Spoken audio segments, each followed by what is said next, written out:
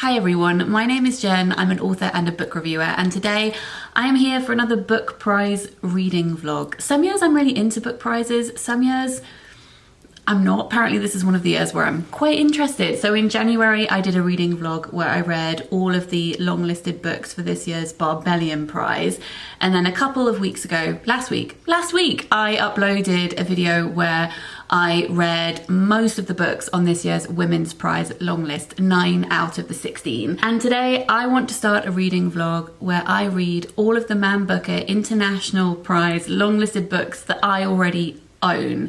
That's the rule that I'm setting for myself. When I saw the list had gone live, I realized that I have 5 of the books, so I'm going to be reading 5 of those, but I am going to be talking about all of the other long listed books as well. So the Man Booker International Prize runs alongside the Man Booker Prize, and it's an awarded yearly for a book in translation translated into English, and the prize is £50,000 and it's split equally between the author and the translator, which I think is really cool. This year the long list seems to be dominated by Tilted Axis Press and also Fitzcarraldo. I don't actually have any of Fitzcarraldo's books that are on the long list, but I do have one of Tilted Axis's books, and Tilted Axis was set up by Deborah Smith, who is a Korean translator, and she was the translator of The Vegetarian by Hong Kong, which won the Man Booker International Prize in 2016. So we're all coming, you know, full circle. I don't know why I picked up my tea there. What I meant to do was open my computer so I can bring up the Man Booker International Prize website so we can talk about the long list, and then I'll tell you which books I'm going to be reading in this video. All right, I'm just going to talk about them in the order that they're listed here. So we've got Paradais, which is one of the ones that's been longlisted by Fitzcarraldo Press, which is by Fernanda Melchor, and it's translated, I think, from the Spanish by Sophie Hughes. They actually don't list the language it's being translated from, which is a little bit frustrating, but it says this is a chilling torrent of prose by one of Mexico's most thrilling new writers. It's set in a luxury housing complex, and I do have a soft spot actually for books that are set in apartment buildings or in hotels where characters are kind of spying on each other but also feeling really self-conscious too. It says it's about 2 misfit teenagers, someone called Franco who is addicted to porn and wants to seduce his neighbor's wife, and then there's another character, Polo, who is really into community gardening. So that is Paradise. The next one is one I have, which is Heaven by Mieko Kawakami. This is translated from the Japanese by Sam Bett and David Boyd. I was going to read her book Breasts and Eggs, which was a huge deal a few years ago, but then I was put off by discussions of transphobia in a small section of that book and I didn't. But I'm gonna give this one a go and see if I like it. Then we've got Love in the Big City by Sang-Young Park, which is one of the Tilted Axis books. This is translated from the Korean by Anton Hur. Anton Hur actually has 2 books longlisted this year as a translator, which is pretty cool. So this is a novel, not a collection of short stories. The other one that I have is a collection of short stories. This is about a Korean student who's really into partying and going out with his best friend who's a girl, and both of them are looking for men to bring home, but then his best friend is in a relationship, settles down, and he's a little bit lost, and I think also grieving his mother. So there's that one. I don't own that one. I may pick it up if it's shortlisted. I have had my eye on it. The next one is also Tilted Axis, and this one is a short story collection. It's Happy Stories Mostly by Norman Erickson Pasarabu, and this one is translated from the Indonesian, and I do actually also have their collection of poetry that Tilted Axis have published as well. This is translated by Tiffany Sao, and it's a collection of queer stories, which I'm obviously very excited to read. That is why I have purchased it. Next on the list, we have the book that actually prompted this video, which is Eleanor Knows by Claudia Pinheiro, which is translated from the Spanish by Frances Riddle. This is my favorite book of the year so far. So I have already read this, and I spoke about it in the reading vlog where I read all of the Barbellion longlisted books that I mentioned before. This is a book from Argentina. It's about a woman called Eleanor whose daughter has recently died, and she thinks someone must have killed her, but everyone else in her life thinks that her daughter died by suicide. So Eleanor sets out to prove them wrong. This is not a crime novel. It's set over the course of one day, and it is written blocked off into crypt time, so how long it takes Eleanor to get from place to place based on the medication she's taking for her Parkinson's. And the representation in this is amazing. She's also a very at times despicable character. She's a very complex human being, and therefore you're bouncing between feeling really sorry for her and then really frustrated by her, and it's just it takes you lots of different places, this book, and I absolutely adored it. So I'm going to be kind of judging all of these other books that I'm going to be reading in this vlog against that one, which isn't what I would normally do, obviously, but this is a prize and we're talking about the long list, so that is how I'm going to be approaching it, I think. And then next on their list we have got The Book of Mother by Violaine Huisman, which is translated from the French by Leslie Camhi, and this is about two daughters whose mother, it says, I think, drinks too much, smokes too much, drives too fast, and they find her exhilarating and fascinating until one day she is hospitalized after a third divorce and a breakdown, and everything changes. This one is published by Virago. Next on their list we've got More Than I Love My Life, which again, they don't list the language it's been translated from. I would like them to change that, please, but I think this is translated from Hebrew. It's by David Grossman, translated by Jessica Cohen, and it says it's a sweeping story about loving with courage that asks us to confront our deepest held beliefs about a woman's duty to herself and to her children. I think this is a story of three women throughout different time periods. Then next we've got Phenotypes, which is by Paulo Scott, and it's translated by Danielle Kahn. This novelist is Brazilian, so I'm going to assume that this novel has been translated from Brazilian Portuguese. It says it's the complex tale of two very different brothers of mixed black and white heritage and divided by the colour of their skin, so following the way that society treats them very differently. Then we have another Fitzcarraldo book. This one is Norwegian, so it's called A New Name. Septology VI-VII by Jon Fosse. It's translated from Norwegian by Damion Searls. I have considered picking this one up, and maybe I'll pick it up if it makes the shortlist, but it's about two men who have the same name and both of them are painters, but they live in different locations, and it's like they're doppelgangers of each other, and I really enjoy mirroring themes in novels, so perhaps in the future. Then we've got a book by Jonas Eika, which is translated from Danish by Sherilyn Hellberg, and it's called After the Sun. I think this is set in loads of different places. I think it's set in Cancun and Copenhagen, and also in London. It's about sex and identity, addiction and grief, and this is a queer book too. Next we've got a book by Gitanjali Shree, which I have considered purchasing. It's also by Tilted Axis, and it's the first book, I believe, that has been longlisted for the Man Booker Prize that's been translated from Hindi. It's called Tomb of Sand. It's translated by Daisy Rockwell, and it's about a mother who's 80 years old who's recently lost her husband in northern India, and she decides that she wants to prove to her daughter that she is more youthful and spontaneous than she is. So she insists on traveling to Pakistan to confront the unresolved trauma of her teenage experience of partition. So I think that one does sound really, really fascinating, and again, I may pick that up in the future, but it's not one that I'm going to be reading in this particular video. Next we have a book that's been translated from Polish. This is by Olga Tokarczuk, and I've never read any of her books, but this one is The Books of Jacob. I think, is this one that is absolutely massive? Yeah, this one is 928 pages, so that may have been one of the reasons why I haven't picked this one up before. It's translated from the Polish by Jennifer Croft. It's about a man called Jacob Frank who reinvents himself again and again over his lifetime in the mid 18th century. Actually, reading the blurb again, it is one that didn't actually appeal to me hugely. Then finally is one that I do have to hand. This is Cursed Bunny by Bora Chung, and this is translated from the Korean by Anton Hur. As I said, Anton Hur has two books in this long list, which is very exciting for him.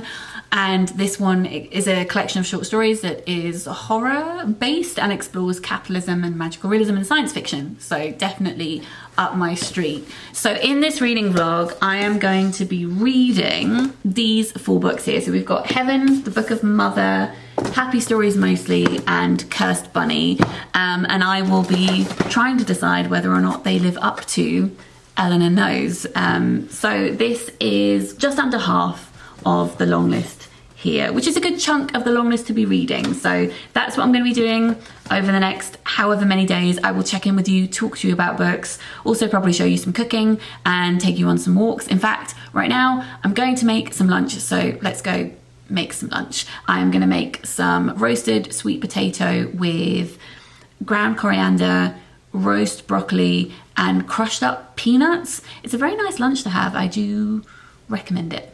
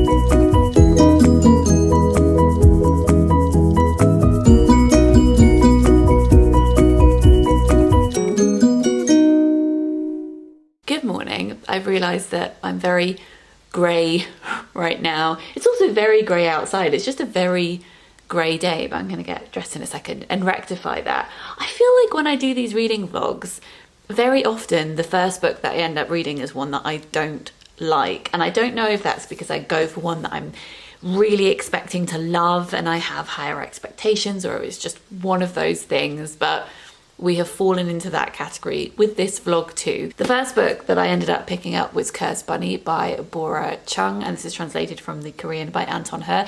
I will admit that I was at first drawn to this book by the cover last year, which is why I purchased it, that along with the blurb, horror stories relating to dismantling capitalism, and I just thought it sounded great. And this cover is obviously beautiful, and then the end papers are wonderful too. But this is a DNF. There are two primary reasons why I've decided to DNF this, and as with anything, those are very specific to me, and I do feel that personally I'm not gelling with this, though there was one thing stylistically that I would say more generally applies to an audience that may get under people's skin. So the first story is called The Head, and it's a story about a woman who realizes that there's a head that is living in her toilet that is made up of her excrement. And it's one of those stories where I am all for grossness. I am all for feeling uncomfortable and discussing things and going to areas where people won't normally go. I'm very much here for that, but I'm also not here for authors who you can sometimes feel when reading their work are deliberately trying to make you feel disgusted, and that is the aim of their writing. The point of the story is to make you feel grossed out, as opposed to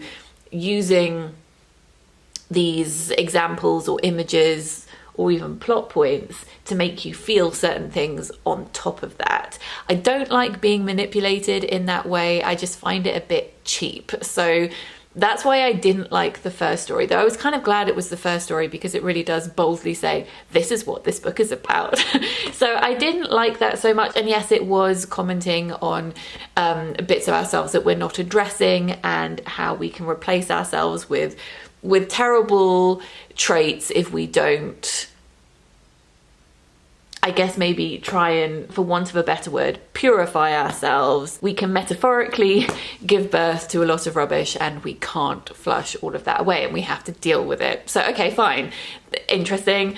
But then the second story is the more personal reason as to why I've decided to DNF this one. The second story is about a woman who has out of control periods, so she's put on the pill, and being on the pill ends up making her pregnant, and she's told throughout her pregnancy that she has to find a partner, and if she doesn't find a partner, that'll be detrimental to her baby's health, and her baby will not be born normally. I appreciate that it's attempting to explore societal pressures placed on women, and also mothers to be, on, you know, how you can do XYZ to make sure you have, quote, a healthy child.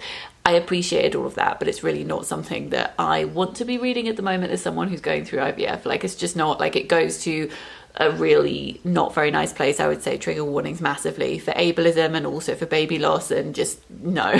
So yes, a very personal reason as to why I am not continuing. But I do also think that even if I was reading this book at a different point in my life, I don't think actually it would be for me either.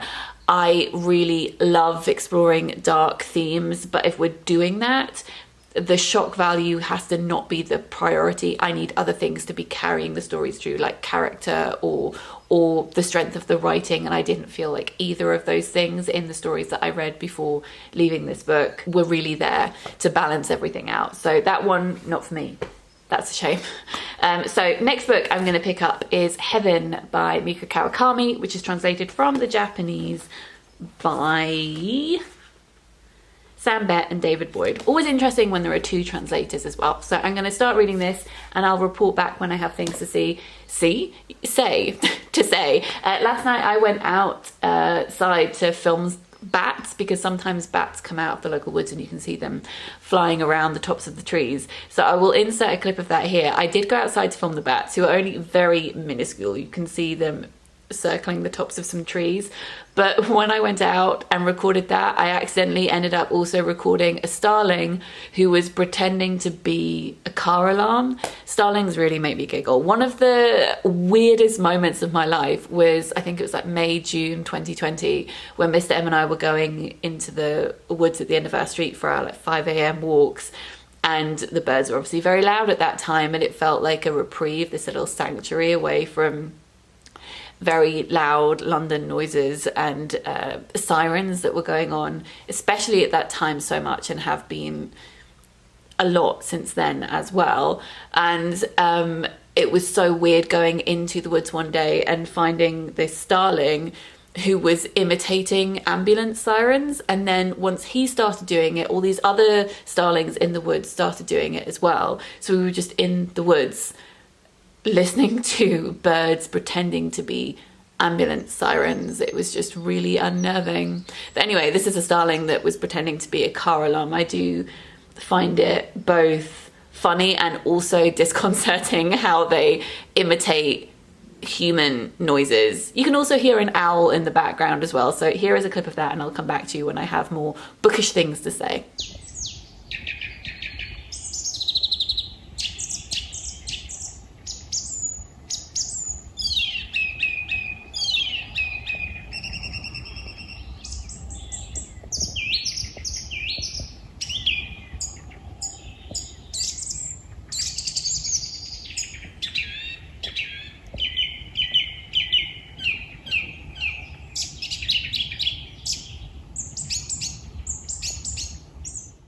Hi, we are back in the stairwell trying to escape the construction noise, and I finished reading Heaven by Mieko Kawakami. I liked this book. I didn't love it. It's about a 14-year-old boy who makes friends with a girl called Kojima, who's in his class at school, but they really only communicate outside of school. They do also slip letters to each other during school time, and both of them are being abhorrently bullied at school. The bullying scenes in this are horrific. They're forced to eat certain things, humiliated in various different ways, physically abused. It's really difficult to read in points, so I just wanted to flag that for you. But Kojima really wants to communicate with him, and she asks him to meet her at something called the Whale Park so they can go and sit in the sculpture and have conversations. But they have this unspoken rule where they don't really ever talk about what's happening to them at school. They just want to form this little bubble where they can be in this silent understanding. And what Kojima says that she wants to do is she wants to take him to this art gallery during their summer holidays because she wants to show him a painting called Heaven. And I don't want to give away too much of the plot, but essentially it's exploring this feeling of an out-of-body experience, watching yourself be bullied and not reacting in a way that you would maybe expect yourself to be reacting if something horrible was happening to you. So in that way, she sees herself as a spectator to her own painting, and that's why she really likes going to the art gallery, so she can observe these moments that have been captured by other people in isolation and have that affinity with them. There's obviously something quite meta about that if she's saying, as she is in this book, that she wants to be an object, take all her emotions out of herself to come back to at a later date. She also is now an object of art because she is within a novel. So I like I was going to say playfulness of that. It is playful, but also deeply upsetting at the same time. And obviously by saying that she wants to take emotions out of a situation and become an object, it means that she is being treated like an object by the people around her and no one is really coming to their rescue. I liked how subtly it does explore that lots of other people in their lives are going through things that the main characters maybe aren't particularly aware of.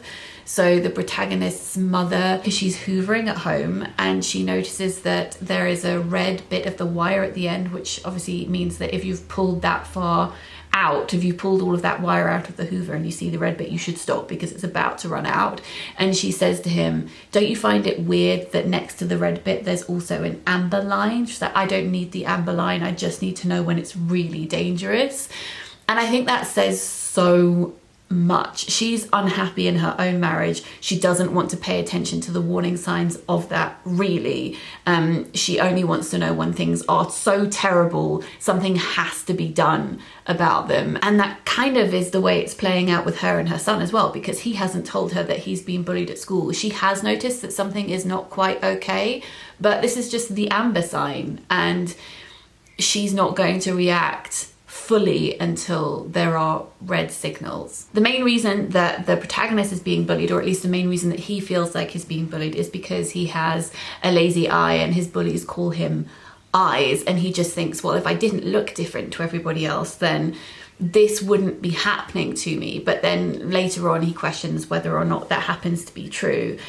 I think that there is some nuance going on discussing visual difference when it comes to bullying, but not enough. It's one of those instances where it's kind of a metaphor and it turns into the fact that he literally sees the world differently from everyone else. Likewise, Kojima at one point stops eating and the protagonist said that she seemed different but really happy, and it verges into that manic pixie dream girl territory that I don't think many of us are a fan of. It was a bit Norwegian wood in places, and also the reason that Kojima is bullied is because she refuses to wash her clothes and everyone thinks that she's poor, but that's not actually true. At one point Kojima likens the way that they're being bullied and saying that they're the same person, but I don't know how the reader is supposed to feel at that point, because yes, she's going through a lot, but she is choosing to not wash her clothes and she is choosing to present herself in a certain way.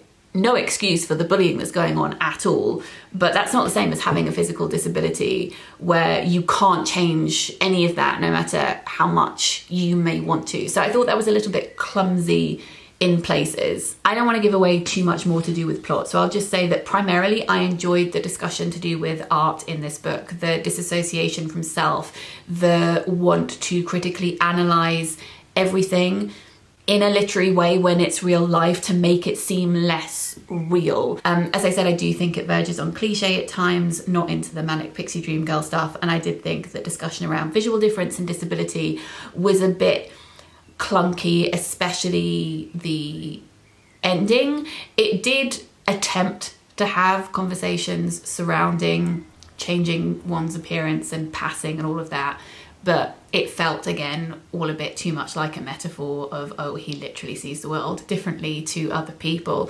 What I really would recommend actually is a video that Molly Burke uploaded very recently, which is a discussion about sight, blindness, visual impairment in all its different forms, and myths and misconceptions surrounding cures, especially when it comes to access and society's attitudes towards you. So recommend that video. I thought that it was amazing. So yeah, I liked it, but not a favorite. I wanted to quickly show you a desk that has arrived with me today. It's actually in a box down there on the stairs, but I'm not going to put this particular desk together because, as I mentioned before, Mr. M and I are hopefully moving in a couple of weeks. Please keep all of your fingers crossed. So I'm not going to assemble that desk, which has been very kindly gifted to me for Mr. M actually from FlexiSpot, but I am going to show you the desk that I have, which is exactly the same and is already assembled, and I have been using it for a year, and I love it. Not sponsored, but I want to show it to you because they very kindly gifted it to me, so come. Okay, hopefully I'm in frame and hopefully I'm in focus. It's really hard to tell from so far away, but I hope so. Okay, so this is the desk that FlexiSpot sent me a year ago, and it's the same one that they have sent to Mr. M. So this is the E7 standing desk. Obviously, I'm sitting at it right now, but I was getting really bad back pain, so I was researching desks, and something that I hadn't really thought about, which is kind of ridiculous actually, is the angle that you are to your desk depending on the height of your chair. So I had a table that was really high to the chair that I had before, so essentially if I turn around this way, my hands were up here, which meant that my posture was just wrong, and it wasn't a surprise that I was getting back pain. And I have arthritis anyway, I don't need extra, pain. It's just not something that I need. Anyway, so I was researching that and found a chart, which I'll link down below if I can find it, where it tells you what height your table should be depending on the height of your chair and also the height of you as a person. So I decided to get a posture chair, which is one of these kneeling chairs. Now, lots of people ask me if it hurts my knees, and it doesn't, which is surprising given I get pain in my knees anyway, but you're not actually putting any weight on your knees if you're sitting on it properly. By sitting in this position with your legs resting lightly on the cushion in front of you and then your feet resting on the floor, it forces you to sit upright. And at the beginning it was slightly uncomfortable because I was strengthening my core muscles, I guess. But now that I've done that, I have no lower back pain at all, which is amazing. I mean, from sitting down, I have none of that. So anyway, last year I was looking for a desk and FlexiSpot happened to get in touch with me, which was just the best coincidence ever. And I said, yes, please, I would love to receive a desk. So this is the desk they sent me. You can choose the top and also the legs, the color of them, the type of wood. And this is a standing desk. So you can program it here in this panel with different heights so it can remember where you want to be. So this is the height I have it programmed for when I'm sitting down, but then when I want to stand up, it rises all the way up high, which means that I can stand and do work if I want to as well, which is amazing. So yeah, it's amazing, and I just wanted to recommend it because I've been using it for a year now, and as I said, they've very kindly gifted Mr. M one as well, which is amazing, and I'll show that when it's up hopefully in our new place in a few weeks' time. This isn't sponsored, as I said, but they are doing a deal on it till the end of the month, I think, which I'll link in the description box down below. If that happens to be up your street, go check them out. And thanks very much to FlexiSpot for gifting me this lovely desk. Now I am going to disappear, do some work, and I will be back when I have more bookish things to say.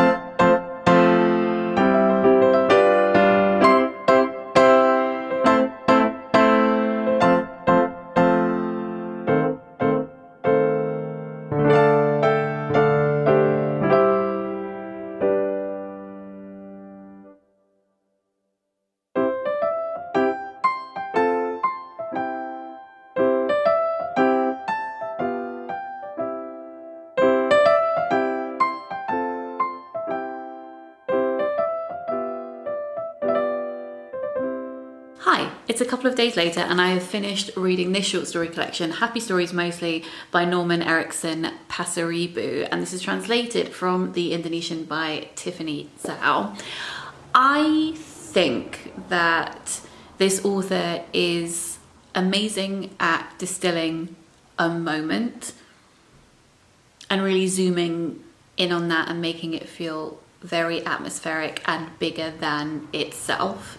And for that reason, I really enjoyed the pieces of flash fiction in this collection, and there are a couple of those. Those were definitely more powerful to me than the longer stories. However, whilst I felt like the pieces of flash fiction were almost like black holes you could fall into, I think some of the longer stories open up interesting conversations. And the thing that I probably loved the most about the longer pieces were how they interacted with the interview between the author and the translator at the end of the text, and looking at the process of translation and of all the thoughts behind the discussion of queerness in this book. With the shorter pieces, I think it's the use of colour that I find particularly endearing. So the first story begins with the rain, the river rises and rises, bringing brown water to our front door, the dry yellow dust on the car browning the damp, the blue welcome mat creeping out through the narrow garage, then the rusty green gate, able to return home only if we recall it should be there.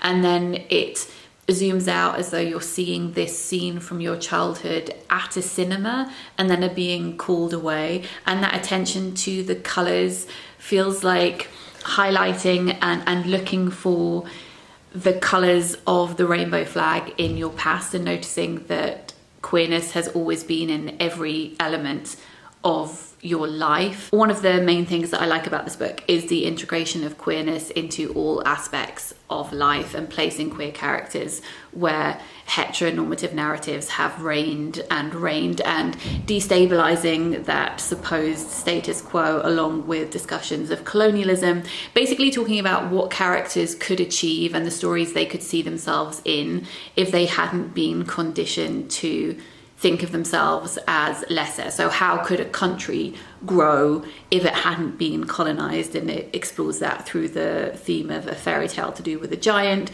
And likewise, how could a queer person excel and see themselves in all different forms of storytelling if heteronormative narratives weren't the thing that they were presented with from the very day that they were born. Something that really made me laugh was the fact that this is not a collection of happy stories. It's kind of exploring like what happiness means to different groups of people depending on particular circumstance. But this is what the author says at the end in the interview. He said, "The idea of using the word happy as a title for the book comes from a Goodreads reviewer who advised me to change the title of my first collection to Stories of People in Suffering," a review that I find funny. I mean, hetero readers hate sad all the time fictional gays, but give zero effort to make us, who are gay in the flesh, actually happy. It's a sad irony. I decided to use the word hampier because it's just a letter away from the word vampire.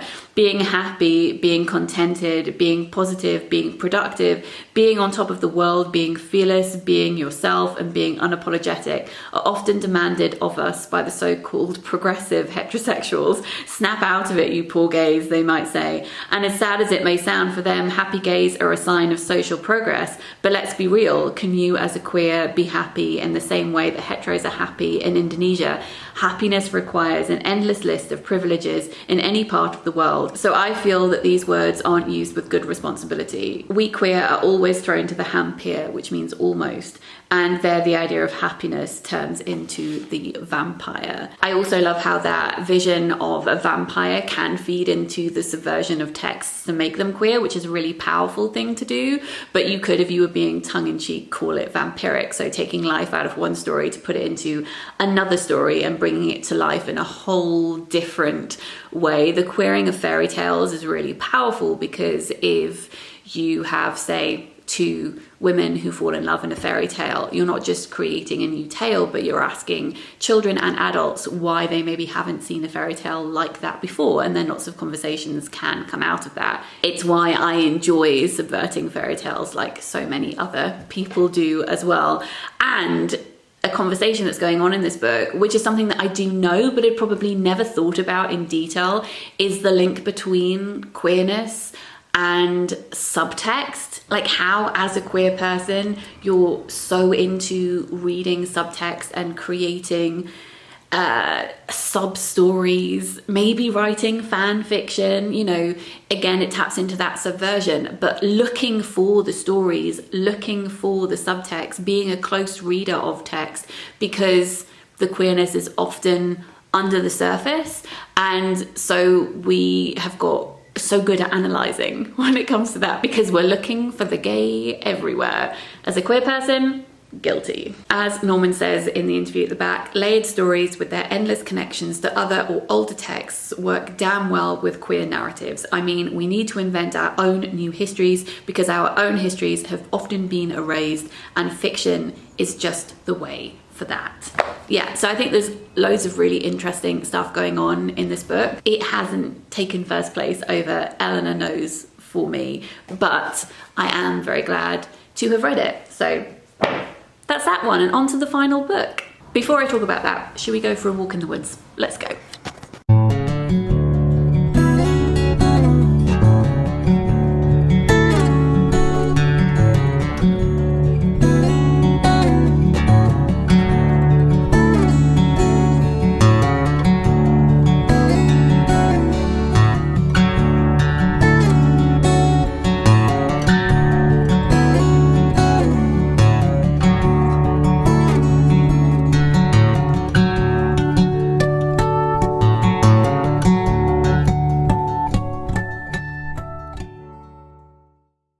Hi, it is a few days later. I'd really hoped to finish The Book of Mother by Violaine Huisman by the time I filmed the ending of this video, but I would like to upload this vlog tonight, and I'm about 60 pages into this 200-page book, so I'm not quite finished. I have read enough to talk to you about my initial impressions though, and the next video that I plan to film will be my end of month wrap up, so I can talk about my thoughts once I reach the end in that video. But for now, let's just talk about the beginning. As I mentioned at the very start of this vlog, this is translated from the French by Leslie Camhi, and as I said, it's about two young girls, or at least they're young at the beginning of the book, whose mother is having a crisis with her mental health.